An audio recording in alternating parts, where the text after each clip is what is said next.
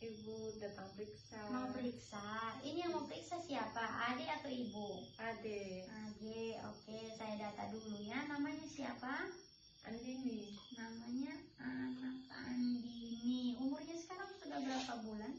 14 bulan. 14 bulan. Kemudian, ini untuk keluhannya apa, Ibu? Ini Bu, anak saya sering mengalami peradangan berwarna merah di sekitar popok. Kemudian juga bayi saya sering rewel, Bu. Sering rewel ya. Oke, baik. Ini saya periksa dulu ya. Saya lihat yang bulan-bulannya. Ini Bu. Bulan-bulannya yang seperti ini ya. Oke, baik.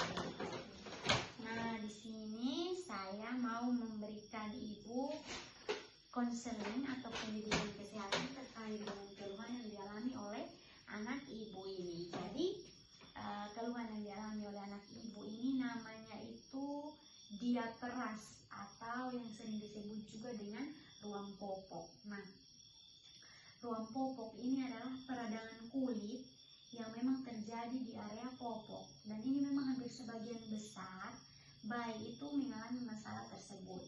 Seperti itu ya Ibu ya.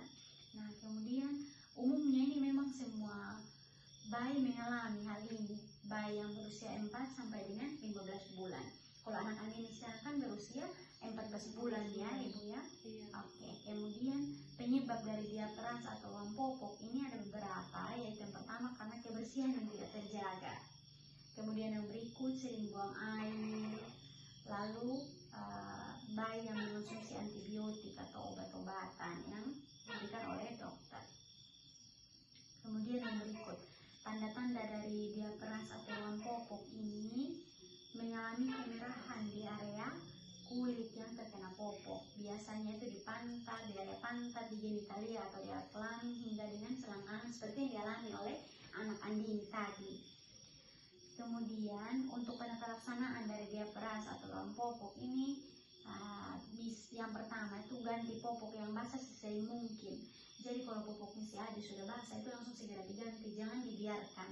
Kemudian yang berikut, menghindari penggunaan tisu basah karena ini dapat menambah iritasi. Jadi tidak boleh untuk pakai tisu basah lap-lap karena itu nanti akan menambah iritasi. Kemudian yang berikut, menggunakan air bersih untuk membersihkan area popok. Dan setiap kali menggantikan popok ini langsung dibilas tanpa harus digosok. Jadi tidak ada digosok-gosok karena kasihan nanti kena kulitnya si adik. Kemudian cukup keringkan dengan menepuk kulit saja tanpa digosok karena gosokan yang keras juga dapat menyebabkan iritasi pada atau kerusakan pada kulitnya si adik. Yang berikut, menghindari penggunaan popok yang terlalu kencang. Jadi kalau pemilihan popoknya si adik ini, cari popok yang pas sesuai dengan ukurannya dia. Jangan pilih popok itu yang lebih kecil dari ukurannya dia yang sebenarnya. Kemudian tidak disarankan untuk menggunakan baby oil atau minyak-minyakan apapun untuk mengurangi ruam. Jadi tinggal saja, nanti ruam akan hilang dengan sendirinya ya Ibu ya.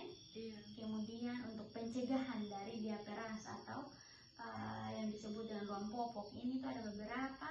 Yang pertama, memilih jenis popok yang pas. Seperti yang saya bilang tadi, pilih popok itu harus yang sesuai dengan popoknya si adik, ukurannya si adik. Jadi jangan pilih popok yang lebih kecil dari adik lagi.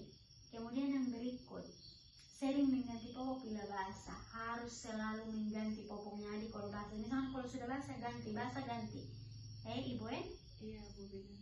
Kemudian menjaga kebersihan di area popok. Jadi harus terus menjaga kebersihan, cukup menggunakan air bersih. Ingat, tidak boleh digosok-gosok. Jadi cukup dilap-lap, tidak boleh digosok-gosok karena kasihan kulitnya si adik itu bisa terjadi kerusakan. Ibu nah kalau misalkan ada keluhan lagi dari ruam-ruam yang dialami oleh adik ini atau misalnya lebih parah, itu bisa langsung pergi ke tenaga kesehatan Ibu seperti itu.